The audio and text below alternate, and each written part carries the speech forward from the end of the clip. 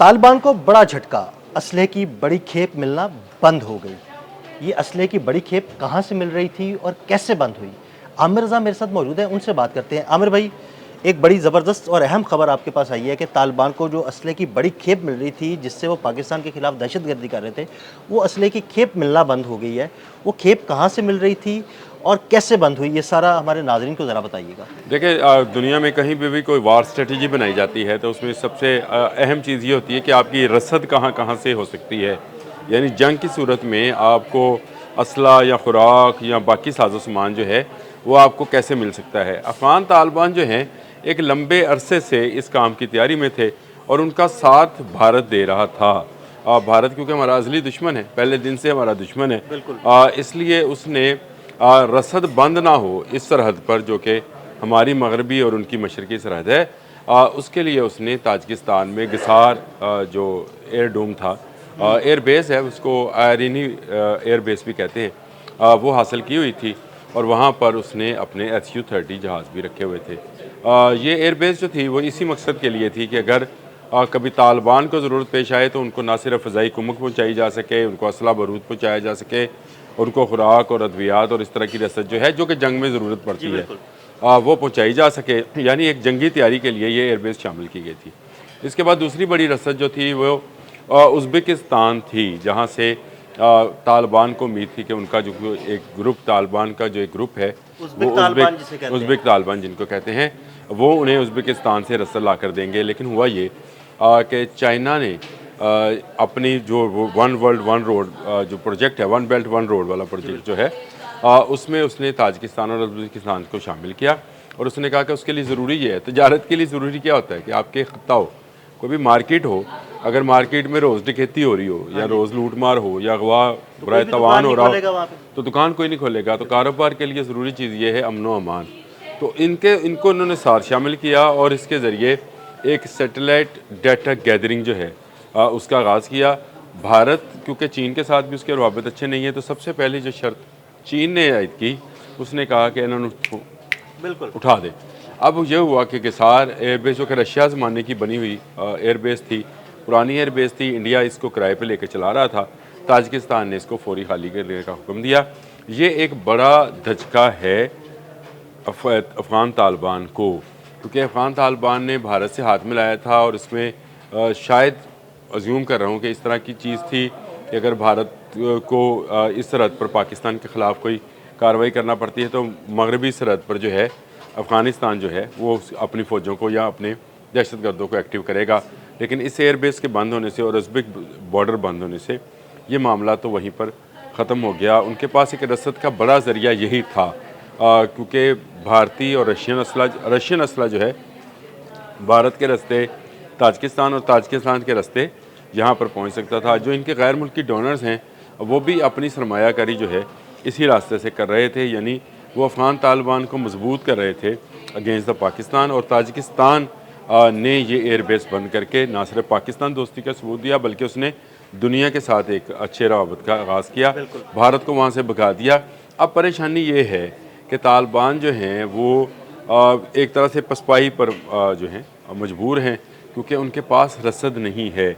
जिस बात की मैं हमेशा आपको कहता हूँ कि बगराम एयर बेस पे 7.2 बिलियन डॉलर का असला और वेपन्स है, वो ज़्यादातर ऐसा है जो कि चलाया नहीं जा सकता है, मतलब क्योंकि उनकी उसके लिए कोड्स और उनकी प्रॉपर ट्रेनिंग उनके पास नहीं है। उनकी जो लैंग्वेज है या तकनीक है चलाने की, अगर आपको याद है तो डोनाल्ड ट्रंप ने कहा था कि टोमाहाक मिसाइल किसी को दे भी तो चला नहीं पाएगा क्योंकि उसके कोड ही ओपन नहीं होंगे। तो ये वो असला है जिसको चलाने के लिए, ये वो ड्रोन्स हैं जिनको चलाने के लिए उसी तरह के सिस्टम्स और उसी तरह की अपग्रेडेशन चाहिए होगी जो कि तालिबान के पास मौजूद नहीं है।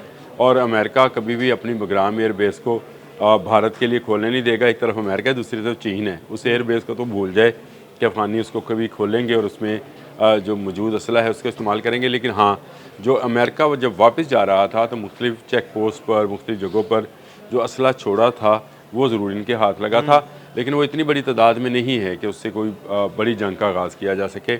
इसलिए उनको अगर कहीं से फ़ज़ाई कुमक मिल सकती थी, अगर कहीं से ड्रोन्स उड़ाए जा सकते थे तो वो वही एयर बेस है, आयरनी एयर बेस, जिसको गसार एयर डोम भी कहते हैं, वहाँ से ये सारा का ऑपरेशन हो सकता था। ये बंद होने से रसद का एक बड़ा ज़रिया जो है वो बंद हो गया है। दूसरी तरफ अगर आप कहें कि खुराक और अद्वियात, तो उसके लिए आपको पता है ताजिक और ईरान और अज़बक सरहदें जो हैं वो भी बंद हैं इनके लिए, वहाँ से भी इनको खाने पीने का सामान नहीं मुहैया हो सकता। पाकिस्तान ने तो खैर इनके साथ तजारत बिल्कुल बंद कर रखी है, तो अब इनके लिए कोई चारा नहीं है कि ये क्या करें और क्या ना करें, क्योंकि आहिस्ता आहिस्ता यहाँ पर खुराक और अद्वियात और इस तरह की जो है वो कमी जो है वो पैदा हो रही है। एक कहत साली का सा समा अगर वर्ल्ड बैंक की रिपोर्ट्स को देखें, मेरे ख्याल 3 दिन पहले हमने इस पर बात की थी कि तजारत जो है इनके साथ अगर पाकिस्तान की बंद हुई है तो ये ईरान के रास्ते भी आना चाह रहे थे कि यहाँ से तजारत का कोई जरिया बन जाए। थे वो 2 नंबरी करके 2 नंबर तरीके से, लेकिन पाकिस्तान ने पकड़ लिए। तो देखें ये मसला उनके लिए है कि इनका फल अब जो है वो बेकार हो जाएगा। और मैंने कहा था ये जो ड्राई फ्रूट जो इनका सबसे बड़ा बिज़नेस है, अगर मंशियात और असले को निकाल और दहशतगर्दी को निकाल दिया जाए तो अगर हलाल रास्ते से एक ही बिज़नेस इनका बचता है वो फल हैं, उनका मौसम जा रहा है, और जो ड्राई फ्रूट है उसका 2 महीने का मौसम है, वो फिर 2 महीने के बाद उसकी भी जो है वो नहीं कर पाएंगे। तो ये एक परेशानी अलग है। दूसरी तरफ उनका जो असला है, रसद है, वो उनको नहीं मिल रही है। तो तालिबान के लिए अब चारा एक ही है कि वो अपने जो कतर ग्रुप है उनका, जो कतर में मुल्ला बरादर वगैरह बैठे हुए हैं, वो उनको मशवरा यही दे रहे हैं कि आप अमन का ऐलान करें और उन शराइत पर आप जो आएँ, ताकि दोनों तरफ, पाकिस्तान की तरफ, अफ़गानिस्तान की तरफ और अफ़गानिस्तान की तरफ से लेकर ईरान और उज़्बेकिस्तान और ताजिकिस्तान की तरफ जो है आप अमन की बात करना शुरू करें। लेकिन तालिबान अभी तक हर दरमी पे हैं, क्योंकि इनके अंदर बहुत सारे ग्रुप और ग्रोह हैं जो ना सिर्फ बैरूनी जो है प्रेशर पे हैं, क्योंकि बैरूनी तौर पे भी वहाँ पे मुख्तलिफ ग्रोह काम कर रहे हैं जो कि तालिबान हुकूमत को ख़त्म करना चाहते हैं।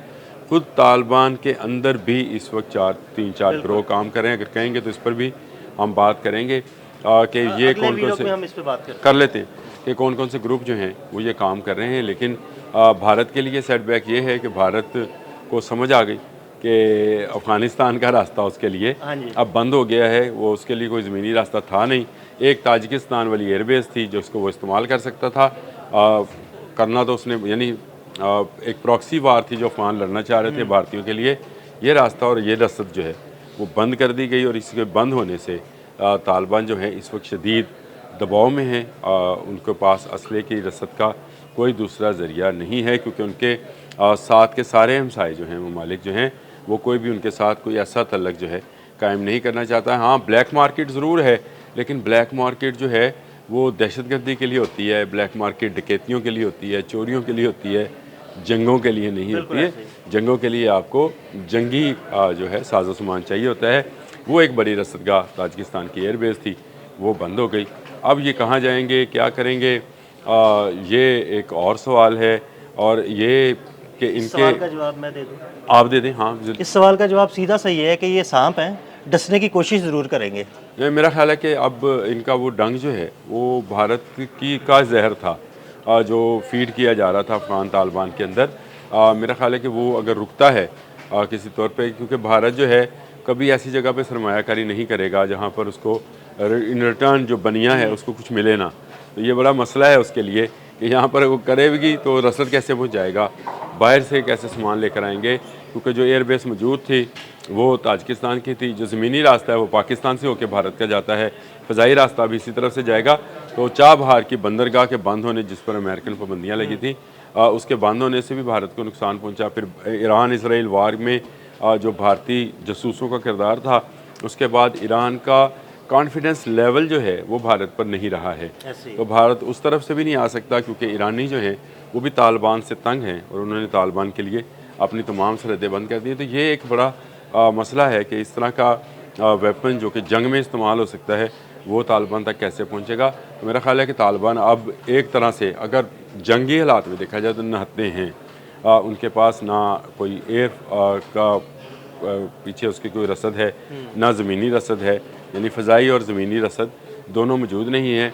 और दूसरी तरफ चीन जो है वो एक सेटेलाइट वार के ज़रिए, या सेटेलाइट उसको साइबर वार कह लें, उसके ज़रिए ताजिकिस्तान और उज़्बेकिस्तान के साथ एक मुआहदे में है, जिसमें सरहदों में सर्वेलेंस जो है वो हो रही है, ताकि असले की जितनी रसद आने जाने की या सामान की होगी वो चाइनीज़ की नज़र में होगी। और डाटा शेयरिंग जो है, आपको पता है कि पाकिस्तान उसके साथ मुंसलिक है, तो ये एक बड़ा खौफ तालिबान के लिए है कि चाइनीज़ जो हैं बराह रास्त तो नहीं लेकिन डाटा शेयरिंग के हवाले से इन तीन ममालिक के साथ, जिसका नाम ताजिकिस्तान, उज़्बेकिस्तान और पाकिस्तान है, उनके साथ वो एक अलहाक में बंधा हुआ है, जिससे तीनों ममालिक जो हैं वो आपस में अपनी अपनी सरहदों को महफूज बना सकते हैं। बहुत शुक्रिया आमिर भाई। बिल्कुल आमिर रज़ा ने बड़ी तफसील के साथ आपको बताया कि किस तरह अफ़गान तालिबान को मिलने वाली असले की कुमक बंद हो चुकी है और बहुत जल्द अफ़गान तालिबान घुटने टेकने वाले हैं। अदील अहमद और आमिर रज़ा को इजाज़त दीजिएगा। अल्लाह हाफ़िज़।